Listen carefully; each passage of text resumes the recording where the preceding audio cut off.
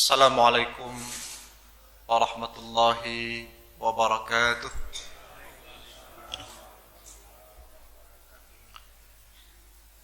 Alhamdulillah wa syukrulillah. Salatu wassalamu ala Rasulillah wa ala alihi wa sahbihi wa mawalah wa man ittaba'a hudah. Ashhadu an la ilaha illallah wahdahu la syarika lah wa ashhadu anna Muhammadan abduhu wa rasuluhu la nabiyya ba'dah.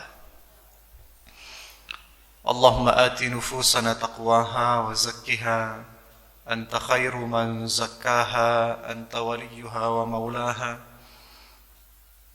Allahumma inna nas'aluka khaira ma fi hadhihi al-lailah wa khaira ma ba'daha wa na'udzu bika min syarri ma fi hadhihi al-lailati wa syarri ma ba'daha.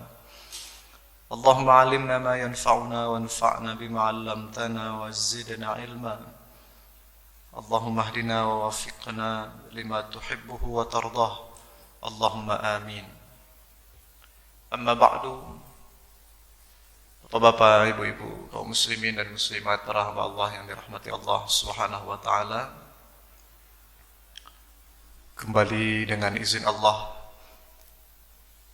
kita hadir di majlis ini di malam ini setelah melaksanakan satu ibadah pokok kita, ibadah salat fardu maghrib, dan menunggu pula ibadah salat fardu isya berikutnya. Mudah-mudahan Allah hadirkan kita di waktu ini antara ibadah ke ibadah ini dalam rangka turunnya rahmat dan berkah dari Allah Subhanahu wa taala. Mudah-mudahan segala aktivitas kita ini pun bernilai ibadah di sisi Allah. Tapi tentunya juga kita berupaya meluruskan niat kita, hati kita, pikiran, jiwa, raga kita,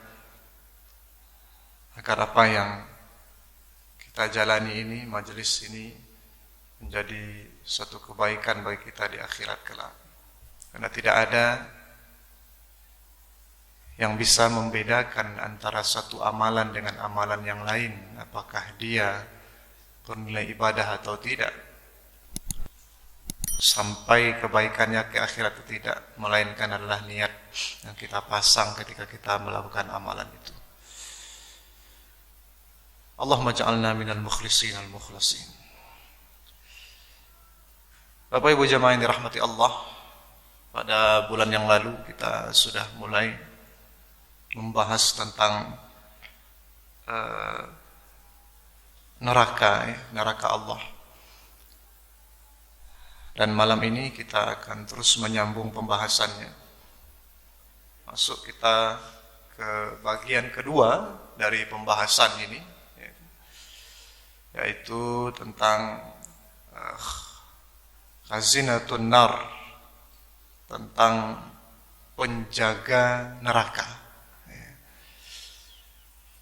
Bahwa neraka itu diciptakan Allah sebagai tempat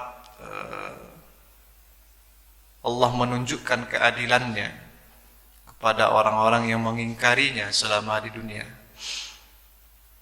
Di situ Allah turunkan azabnya, di situ Allah sempurnakan hukuman dan sanksi-sanksi yang Dia kehendaki.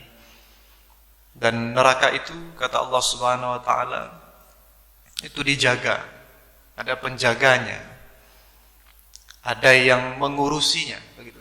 Ada yang Allah amanahkan, Allah tugaskan untuk mengurusinya. Dan yang mengurusi itu, yang menjaga itu adalah para malaikat. Para malaikat, Bapak Ibu jamaah yang dirahmati Allah. Mari kita simakkan firman Allah di surat Al-Muddathir. Allah berfirman mulai dari ayat ke-26 setidak-tidaknya. Na'udzubillahi minasyaitonir rajim. Sa'uslihi saqar. Sa'uslihi saqar. Akan aku lemparkan dia ke dalam neraka saqar.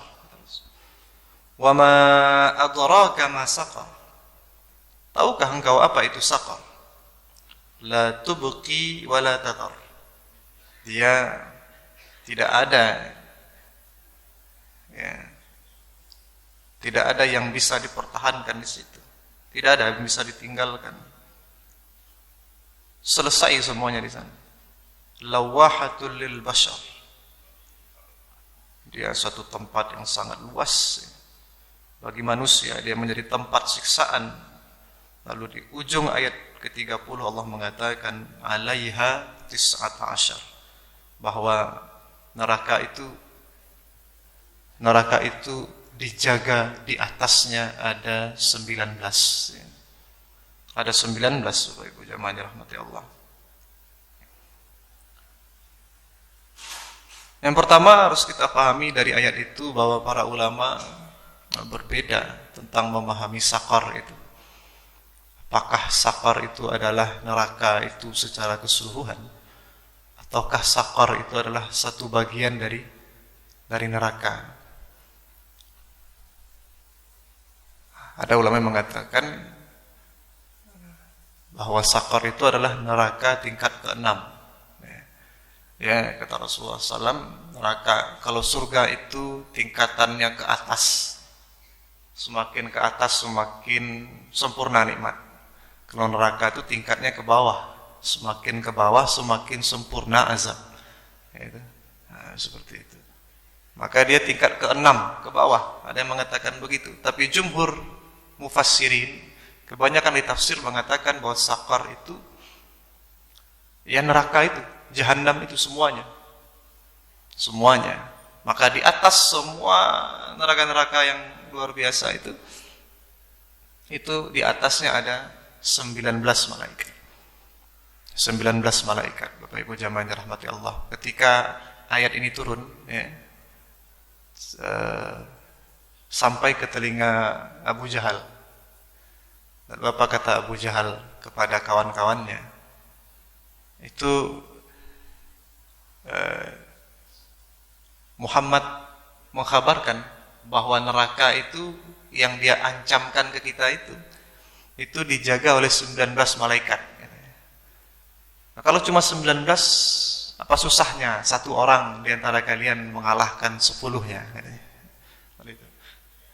Itu Abu Jahal berpikir. Jadi kalau ada nama pikir 9 balih itu seketik benanan menjago narako atau sama Abu Jahal. Ya. 19 cuma. Ya. Satu orang aja bisa mengalahkan 10-nya itu. Ya. Nah, jadi jangan dikira 19 itu apa namanya jumlah, ya. Karena sebagian ulama mengatakan memang jumlah 19. Tapi ada mengatakan 19 itu 19 kelompok. Bukan 19 orang, 19 malaikat tidak, tapi 19 kelompoknya. Ada yang mengatakan 19 softnya 19. Baris 19. Nah. Bahkan ketika difahami 19 malaikat itu adalah memang 19 malaikat, itu pun tidak ada ulama mengatakan bahwa yang 19 itu malaikatnya kecil-kecil, tidak. Itu malaikat yang luar biasa. Dia akan menjaga satu tempat yang akan dipenuhi oleh jin dan manusia, ya. Yang siksaannya itu pada tingkatan siksaan paling maksimal, ya, yang pernah ada. Nanti akan ada sifat-sifat neraka, Bapak Ibu. Dijatuhkan dari bibir jurangnya itu batu atau seseorang, ya, maka sampai ke dasarnya seberapa 70 tahun, ya. 70 tahun. Itu yang menjaganya bukan sembarangan, tidak mungkin itu, ya, yang sebesar-besar manusia. Ada ulama yang mengatakan itu levelnya adalah selevel dengan malaikat yang menjaga neraka itu, selevel dengan malaikat yang membawa arasy Allah Subhanahu wa taala di hari kiamat. Ada 8 malaikat. Dan para ulama semuanya sepakat bahwa arasy Allah itu satu makhluk yang sangat besar sekali. Ya. Maka 8 malaikat membawa, berarti 8 malaikat ini besar-besar. Begitu. Ya. Jadi tidaklah difahami 19 itu sebagai angka yang kecil, tidak. Tapi 19 itu adalah suatu yang besar, ya, yang menjaga neraka itu. Itu informasi pertama di surat di surat Al-Mudaththir, ya. Ketika disampaikan kepada kita bahwa yang menjaga neraka itu ada 19 malaikat. Ya. Bahkan ada ulama nanti yang jauh berpikir kenapa 19 angkanya. Ya. Dan mengatakan itu 19 itu seperti di dalam tafsir Mafatihul Ghaib, ya. Nah, itu ada ulama yang mengatakan, Imam Ar-Razi, ya, itu mengatakan ada ahli hikmah yang mengatakan bahwa yang disebut 19 itu ya sangat berkaitan dengan potensi-potensi yang ada di dalam diri manusia untuk melakukan keburukan. Jadi ada 19 potensi dari diri manusia dan dari alam ini. Nah, itu disebutkan ya satu-satu di sana. Tapi itu pun tafsir yang terlalu jauh kami kira, dan jumhur ulama mengatakan bahwa 19 ya 19 malaikat. Bapak Ibu jamaah dirahmati Allah. Dan pemimpinnya itulah dia malaikat Malik. Jadi malaikat Malik itu satu dari 19 malaikat penjaga itu, dan beliau adalah pemimpinnya. Lalu kemudian Allah sebut bahwa malaikat yang 19 itu, ya, Allah katakan di surat Ghafir, wa qala alladhina fin nari li khazanati jahannam ud'u rabbakum yukhaffif 'anna yawman minal 'adzab. Orang-orang yang di dalam neraka itu berkata kepada khazanati jahannam. Ya. Allah istilahkan yang menjaga, malaikat yang mengurusi neraka itu dengan khazanah. Khazanah. Ya. Khazanah itu biasanya dipakai untuk seseorang yang menjaga sesuatu yang ada isinya. Yang ada isinya. Dijaga baik-baik. Dijaga secara telaten. Bapak Ibu punya tabungan misalnya, kotak di rumah ada di situ, ya, sure-sure penting gitu ya. Nah, itu penjaga yang begitu. Nah, itu. Tapi Allah katakan di situ khazanati jahannam, mau tidak sebutkan khazanatin nar, kan penjaga api, karena memang tidak ada orang menjaga api, tapi disebut langsung nama dari neraka itu, yaitu jahannam. Jadi diistilahkanlah penjaga itu dengan khazanah, bukan khazanah, khazanati jahannam. Yang nanti orang di neraka itu bisa berdialog dengan mereka. Berdialog, meminta. Ini kan waqala alladziina finnar, orang-orang di neraka berkata, mereka memohon kepada malaikat-malaikat yang menjaga neraka itu, ud'u rabbakum, mintalah kepada Rabb kalian, mintalah kepada Allah maksudnya, yukhaffif 'anna yawman minal 'adzab, agar dia ringankan kami azab di neraka ini barang sehari. Kurangilah agak sehari, ya. Sementara dulu di dunia, ketika di dunia ada orang yang meremehkan sehari di neraka itu, ya. Seperti Bani Israel, kan? Ketika diberi peringatan, ahlul kitab itu diberi peringatan oleh Allah Subhanahu wa taala, oleh Rasulullah SAW, janganlah kalian menyimpang juga dari agama Allah. Jangan menukar-nukar kalamullah. Jangan melakukan riba. Jangan melakukan pelanggaran-pelanggaran juga. Apa kata mereka? Lan tamassanan naru illa ayyaman ma'dudah. Neraka, kalaupun kami masuk neraka, neraka tidak akan menyentuh kami kecuali hanya beberapa hari saja. Ayyaman ma'dudah, yang oleh banyakkan ulama dikatakan itu angkanya 7 hari saja. Ya. Nah, paling 7 hari selesai kami di neraka. Padahal tadi orang di neraka nanti kata Allah akan meminta-minta, memohon-mohon agar diringankan azab itu barang sehari. Artinya azab sehari itu kalau dikurangi itu luar biasa sekali bebasnya. Ini azab 7 hari mau dia tantang.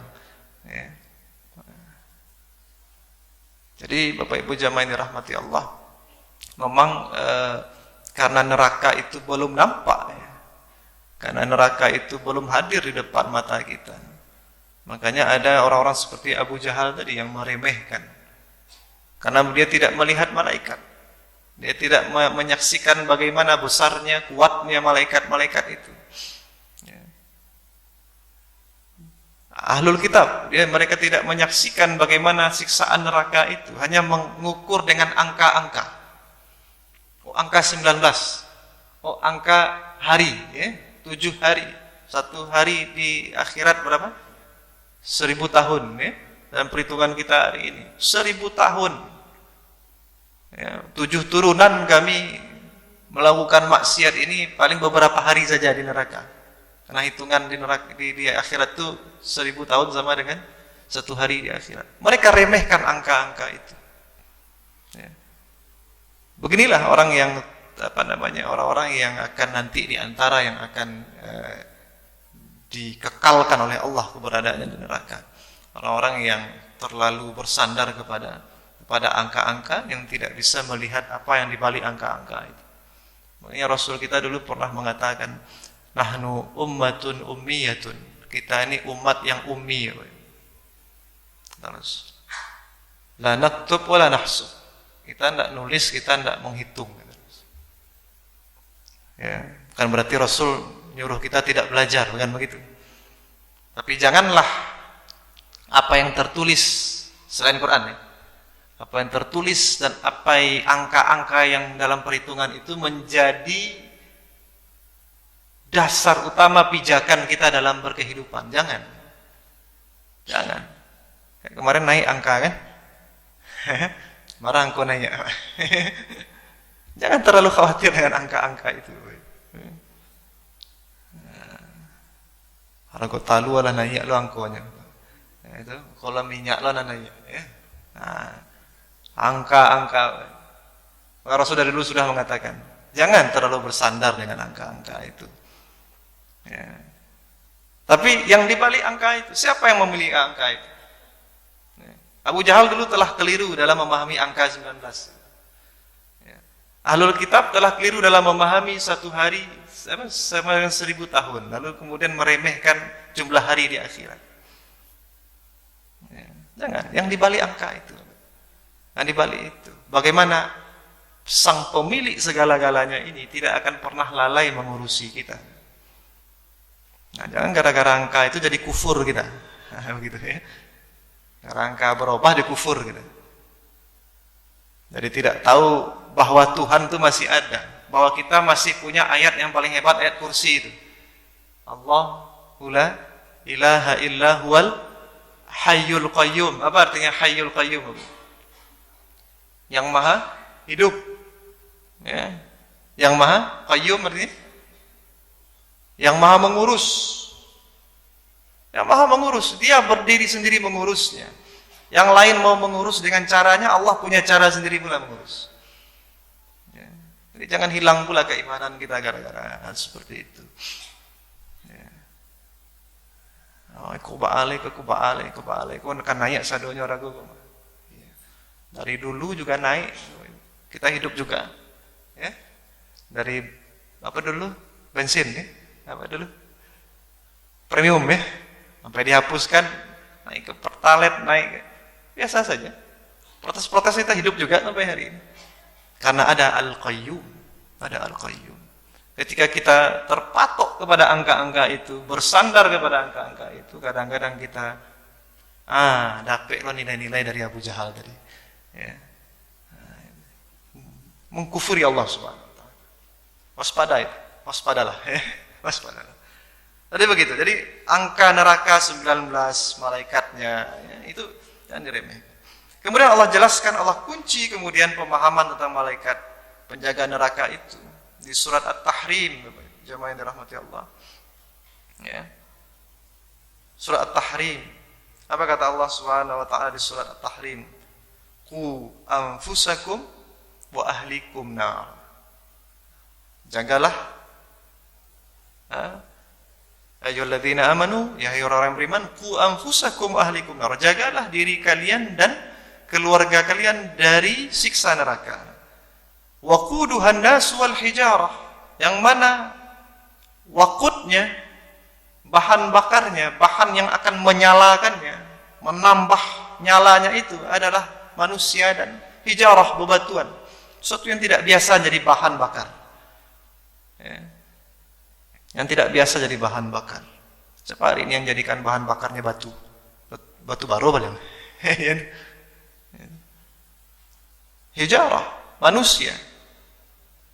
Alaiha malaikatun ghiladun shidadun la ya'suna Allah ma amarahum wa yaf'aluna ma yu'marun. Lihat sifatnya. Jangan tertipu dengan angka 19 itu, tapi lihatlah sifatnya. Memang angka 19 itu turun di Mekah. Sifat ini turun di Madinah karena surat Tahrim itu turun di Madinah. Dengan panggilan ya ayyuhalladzina amanu, itu ciri-ciri surat Madaniyah. Ya. Sementara tadi surat Mudatsir turun di Mekah. Kita tahu di awal-awal turun Al-Quran. Ya. Jadi turun di Madinah penjelasan seperti itu. Bagaimanakah karakter sifat malaikat penjaga yang 19 itu? Ghiladun, ghilaz, keras, kasar, ya. Kasar. Tidak ada lembut-lembutnya. Ya. Tidak ada lembut-lembutnya. Kalau orang membayangkan sering membayangkan malaikat paling sangar itu malaikat maut. Ya. Diceritakan di apa namanya di keyakinan-keyakinan di luar Islam bahwa malaikat yang paling mengerikan itu adalah malaikat maut. Tidak ada yang lebih mengerikan dari itu. Khazanatun nar, malaikat penjaga neraka. Malaikat penjaga neraka. Allah sendiri sebut ghiladun, keras, kasar, tidak ada lembut-lembutnya malaikat itu. Kita yang sebelum ini mungkin memandang kalau kata malaikat ya, kalau terjemahkan ke bahasa Inggris angel gitu ya, itu sesuatu yang lembut ya, sesuatu yang baik ya. Tapi kalau sudah malaikat itu ditugaskan Allah menjaga neraka, maka sesuai pula dengan tempatnya itu yang dijaganya, itu sesuatu yang dijaganya itu. Maka dia ghilaz ya, keras, syidad, kasar, keras. Masya Allah. Ya. Tidak akan ada yang bisa selamat dari neraka Allah kecuali Allah yang meminta, Allah yang menginginkan si fulan keluarkan, sudah. Nah, tapi kalau tidak ada perintah Allah, makanya dikatakan sifat berikutnya la ya'sunallaha ma amarahum. Mereka tidak akan pernah melanggar semua yang Allah perintahkan kepada mereka. Tidak bisa disogok-sogok. Tidak bisa dibujuk-bujuk rayu. Tidak ada. Malaikat itu kalau sudah diciptakan, dulu kita pernah bicara tentang iman pada malaikat. Malaikat itu kalau Allah sudah ciptakan dia untuk satu pekerjaan, maka dia akan begitu terus. Ini tidak sama aja manusia. Kalau manusia bisa berubah-ubah. Sesaat berubah. Berbeda antara berbeda kalimat dan keluar. Betul tidak? Ya. Berbeda yang ada di akal, berbeda ya. Sikap yang keluar. Malaikat tidak begitu. Kalau Allah sudah ciptakan dia untuk menjaga neraka, maka dia akan seperti itu terus. Sekali diciptakan keras, dia akan keras. Dia termasuk makhluk-makhluk yang disebut oleh para ulama dengan ibadahnya itu ibadah qahriyah, ibadah yang Allah paksakan. Kalau kita ini ibadah di dunia kan ibadah yang ikhtiariyah. Kita boleh pilih dengan keinginan, dengan pilihan kita beribadah. Jangan dengan paksaan. Allah perintahkan sholat, maka ada di antara manusia yang akhirnya ada yang sholat, ada yang tidak sholat. Tandanya ibadah yang tidak Allah paksakan ibadah itu. Tapi kalau malaikat diperintahkan Allah menjaga neraka, maka dia tidak bisa menolak itu. Memang begitu fitrahnya. Malaikat yang la ya'sunallaha ma amarhum. Ya. Tidak akan mendurhaka. Wa yaf'aluna ma yu'marun. Sudahlah tidak melanggar, mesti mengerjakan semua yang diperintahkan oleh Allah Subhanahu wa taala. Begitulah sifat malaikat penjaga neraka itu. Jadi kalau sudah masuk ke situ, di atasnya ada 19 malaikat yang tidak ada kenal kompromi. Ya tadi orang-orang yang yang membujuk-bujuk malaikat tadi ya sudah. Tidak ada, akan justru semakin dibujuk semakin dibenamkan ke bawah. Ya, tidak akan ada kompromi. Nah, kalau kita tahu begitu neraka itu dijaga seperti itu luar biasa, ya. Tidak ada yang bisa keluar kecuali dengan rahmat Allah. Ya, maka mari kita perhatikan betul ya keseharian kita. Jangan sampai ada dari keseharian kita itu yang akan menjerumuskan kita ke dalam neraka Allah itu. Tidak ada peluang keluar. Peluangnya cuma dari Allah. Peluang keluar dari neraka itu cuma dari jalur Allah. Jalurnya jalur uluhiyah. Tidak ada melalui hamba Allah, tidak bisa ditawar. Neraka sebagai makhluk Allah, lalu kemudian kita meminta kepada neraka untuk meringankan panasnya, tidak bisa. Malaikat penjaga neraka, makhluk Allah, kita minta agar dia berlemah lembut, tidak bisa. Kalau mau meminta itu, mintalah kepada Allah, tapi mintanya sekarang. Mintanya jangan nanti, mintanya sekarang. Minta kepada Allah. Makanya kita diajarkan oleh Rasulullah. Makanya Rasulullah SAW itu setiap kali melewati ayat-ayat neraka, ayat-ayat azab, ya, maka Rasul itu selalu berdoa. Bahkan dalam salat malam itu beliau keraskan doanya, terdengar oleh sahabat yang salat di belakang. Allahumma inni a'udzubika min sakhatika wan nar. Ya Allah, aku meminta perlindungan kepadamu dari murkamu dan dari neraka. Kalau sujud, Bapak Ibu, sujud, kita kan dikatakan dalam fikih, kalau sujud itu kata Rasul perbanyak doa. Ditanya ke ulama, doa apa yang boleh dibuat? Boleh semua doa dibuat. Boleh. Tapi kalau kita merujuk kepada apa yang diminta Rasul di dalam sujud beliau, yang paling banyak itu adalah minta ampunan Allah. Silakan nanti dicek riwayat-riwayat tentang sujud, bacaan sujud Rasul, terutama di sholat malam, karena di sholat malam itulah sujud beliau panjangkan. Apa yang beliau minta dalam sujud itu? Bukan dunia, bukan. Yang diminta yang paling banyak itu adalah Rabbighfirli, ampunilah aku, afini wa'fu anni, itu paling banyak itu. Maafkan aku, ampunkan dosaku, kelalaianku. Karena dosa dan kelalaian itu, kata sebagian ulama, itu sama-sama maksiat. Kelalaian mungkin belum ada catatan dosanya, ya. Lalai lah namanya. Lalai itu kan dari yang mubah, berlebih-lebih mengambil yang mubah jadi lalai. Nah, itu biasanya begitu tuh. Berlebih-lebih mengambil yang mubah jadi lalai. Kalau sampai gara-gara kelalaian itu, karena berlebih mengambil yang mubah itu, melakukan pelanggaran, maka berdosa, kan gitu.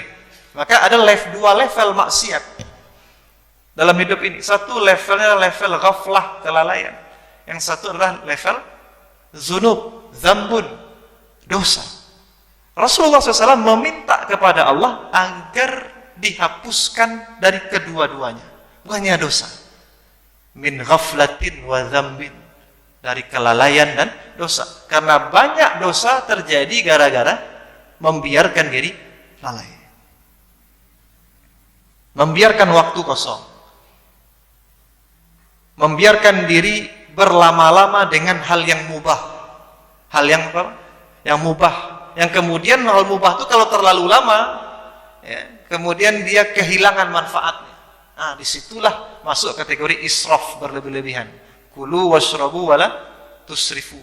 Ketika makanan itu tidak ada guna oleh untuk diri, tidak bermanfaat lagi, nikmatnya sudah mulai berkurang karena terlalu banyak dikonsumsi. Kan gitu. Kalau dunia kan gitu, Pak. Kalau banyak-banyak wak punya dunia itu lama-lama bosan. Terus karakter dunia begitu tuh, ya. Dan bagian dunia ini mubah, boleh ambil. Tapi kalau sampai pada titik seperti itu, maka israf. Israf tuh mulai tuh lalai, kemudian dosa. Karena Allah tidak suka orang-orang yang israf, berlebih-lebihan. Ketika yang mubah berubah menjadi dosa. Dari boleh menjadi dosa. Nah, Rasul minta itu di dalam sujudnya. Silakan Bapak Ibu cari di kitab-kitab hadis misalnya tentang doa-doa yang dibaca Rasul ketika sujud. Maka ketemu kita itu. Maka istighfar itu tidak boleh hilang. Istighfar tidak boleh hilang. Dalam sholat wajib itu apa yang kita minta? Yang pokok yang diminta apa? Hidayah. Al-Fatihah kan? Itu kan pokok kan? Ini Al-Fatihah tuh. Dalam Al-Fatihah kita meminta ihdinas siratal mustaqim. Yang bukan bacaan pokok, Iftitah apa yang kita minta? Diajarkan Rasul. Dihapuskan dosa, dijauhkan diri dari dosa. Duduk antara dua sujud, apa yang kita minta?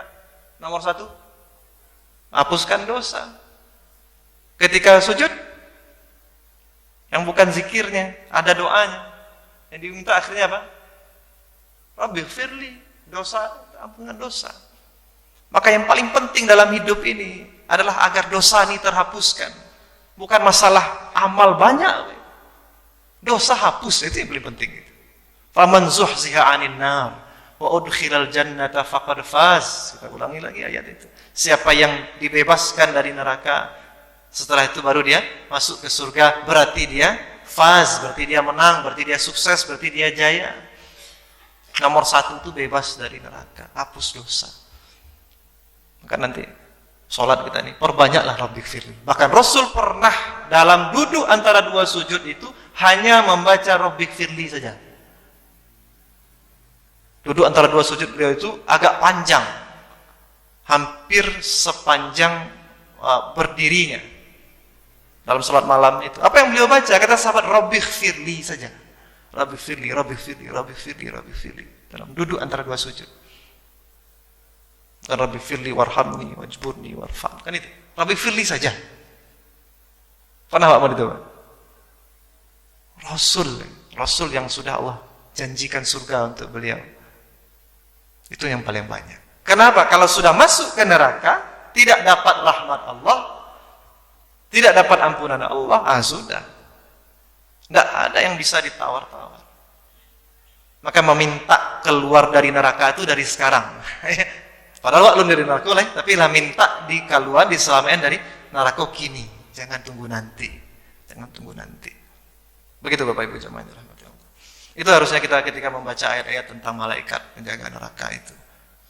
Besar keinginan kita untuk tidak masuk neraka, benci sekali hendaknya kita dicampakkan nanti ke dalam neraka. Tandanya apa? Banyak istighfar di dalam hidup.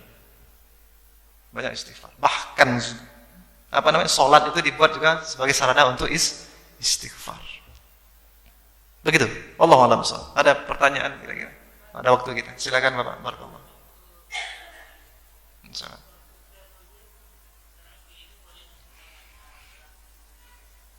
Boleh.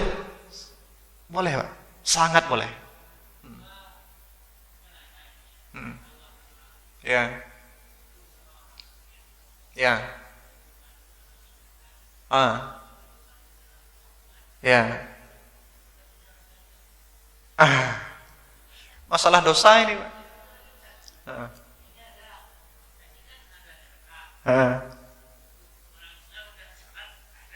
Ya. Gitu. Iya, baik. Nanti setelah ini ada pembahasan, Pak. Setelah ini ada sifat-sifat neraka. Habis itu ada pembahasan darakatun nar. Darakatun nar itu tingkatan-tingkatan neraka. Ada tingkatan bagi orang beriman yang berdosa. Ada tingkatan bagi orang-orang kafir. Ada tingkatan bagi orang fasik. Ada tingkatan bagi orang munafik. Ya. Nah, nanti akan ada penjelasan lanjut itu. Ya. Jadi soal apa tadi? Sujud, baca doa Rabbighfirli. Itu paling dianjurkan doanya itu. Boleh kita katakan paling dianjurkan adalah Rabbighfirli. Ya, kalau bisa itu aja doanya. Kan akan ada lain. Ya, gitu. Nah, tapi kalau sudah rasanya dengan Rabbighfirli itu ya, tenang hati kita, mintalah yang lain lagi. Mintalah surga setelah itu. Mintalah dunia, mintalah. Tapi jangan sampai Rabbighfirli itu lepas dari doa yang ingin kita baca di dalam sujud kita. Lalu yang kedua tadi tentang orang yang tolong-menolong tadi.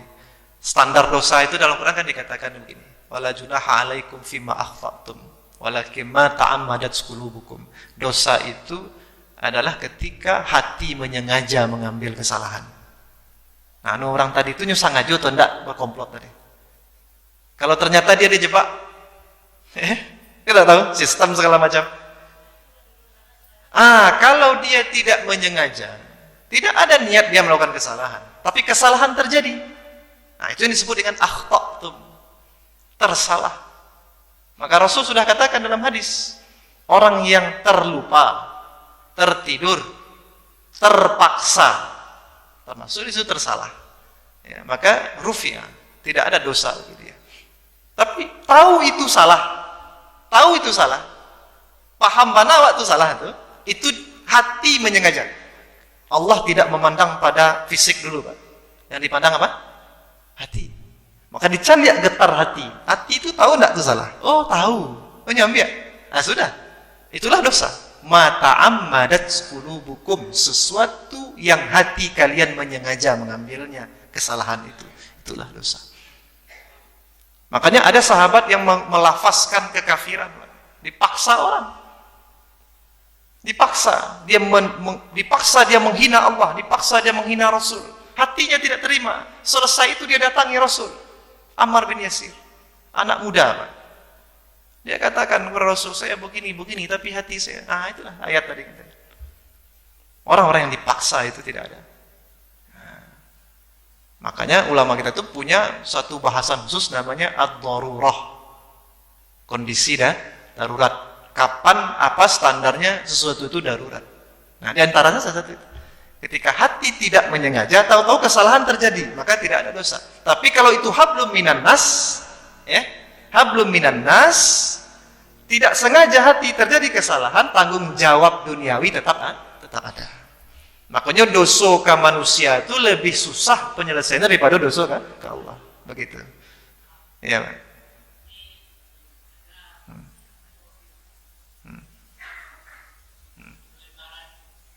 Ya.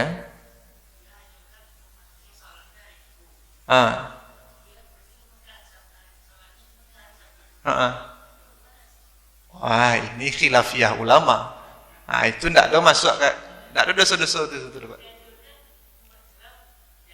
Iya. Iya. Iya.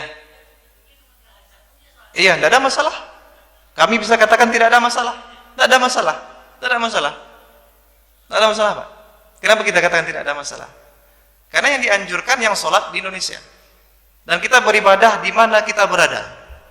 Dia menganjurkan orang sholat di Indonesia hari Minggu. Tahu-tahu dia punya tugas berangkat ke Mekah. Di Mekah orang sholat hari Sabtu.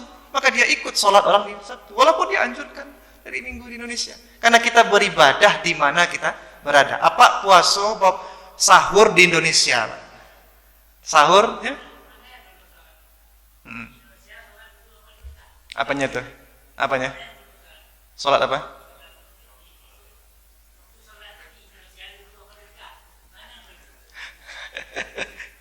Dia tidak begitu, cara menghitung fikihnya tidak begitu. Cara menghitung khilafiyah itu tidak begitu, Pak.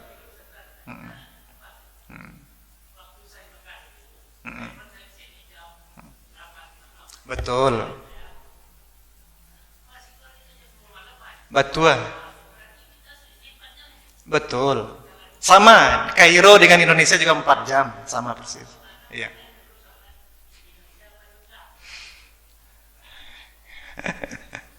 Awak kau sholat sesuai waktu sholat ditampai awak masing-masing. Jangan dibandingkan dengan wilayah lain. Tidak cocok dia. Tidak cocok dia. Itu pertanyaan itu sudah tidak pas dalam secara fikih. Terus terang. Mana yang lebih dulu sholat orang Indonesia? Tentu waktu Indonesia lebih dulu masuk. Maka tentu Indonesia lebih dulu. Dan itu tidak ada korelasinya dengan ini orang harus sholat di mana. Dia sholat di tempat di mana dia berada. Sedangkan puasa, Pak, puasa salah, Pak. Dan puasa yang lebih mudah. Bapak Indonesia, Padang, Jakarta berapa jam? Berapa menit jaraknya? Awak sahur dengan waktu Padang. Ketika awak datang ke Jakarta, awak bawa buku aja waktu Padang jatuh Jakarta. Bapak nak jawab waktu Padang. Awak tadi sahur waktu Padang? Karena kita beribadah di tempat mana kita berada. Agama ini mudah. Jangan dipersulit dengan pemikiran-pemikiran kita yang tidak, ulama yang cerdas-cerdas tidak sampai ke situ pikirnya. Begitu, Pak. Nah, jadi ini bukan masalah orang. Bukan masalah orang. Jangan kita wala yajrimannakum syana'anu qaumin ala alla ta'dilu. Ya'dilu. Jangan sampai kalian sedang bermasalah hati kalian dengan seseorang, lalu kemudian kalian tidak berlaku adil kepadanya. Tetaplah adil. Adil itu lebih dekat kepada ketakwaan. Kita menilai bukan pada orang, kita menilai pada standar-standar yang diletakkan oleh syariat. Dan syariat itu punya kaedah-kaedah meletakkan standar. Seburuk apapun Islam seseorang itu, seburuk apapun, kalau satu saat dia melakukan sesuatu dalam standar syariat, maka dia benar di situ. Itu saja. Dia suruh orang salat Id di hari Ahad, lalu dia pergi ke Mekah, dia salat di hari Sabtu, tak ada masalah. Dan itu sesuai standar syariat. Ya, apalagi ada khilafiyah. Dalam khilafiyah ada kelapangan. Ya, ada kelapangan. Nah, hal seperti inilah kedewasaan kita dalam beragama. Seperti inilah yang harus kita coba terus bangun di dalam diri kita. Ingat saja kalimat Allah. Dua-duanya tidak masalah. Tidak masalah. Dari masa Rasul begitu tidak masalah. Sahabat mengatakan begitu, Pak. Abdullah bin Abbas mengatakan, ketika berbeda mulai Ramadan di Damaskus dengan di Madinah, ditanya ke sahabat Ibnu Abbas, bagaimana ini? Bagaimana ini Ibnu Abbas? Khalifah di Damaskus sudah memulai kemarin, ya, lebih dulu mulai puasanya. Kalian di Madinah belakangan. Ada yang bertanya begitu, karena dia datang dari Madinah, dia pergi berjalan ke Damaskus. Dia tanya Ibnu Abbas di Madinah. Kata Ibnu Abbas, mereka tetap dengan amalan mereka di Damaskus, kita tetap dengan amalan kita di Madinah. Begitu diajarkan Rasul kita. Itu ujung kalimatnya. Jadi kalau khilafiyah itu lapanglah kita. Lapanglah kita dalam hal seperti itu. Begitu mungkin yang bisa kami sampaikan tentang pertanyaan itu. Begitu, Pak. Apa?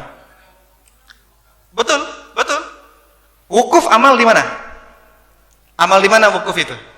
Amal di Mekah. Maka wukuf berstandar kepada ijtihad ulama di Mekah.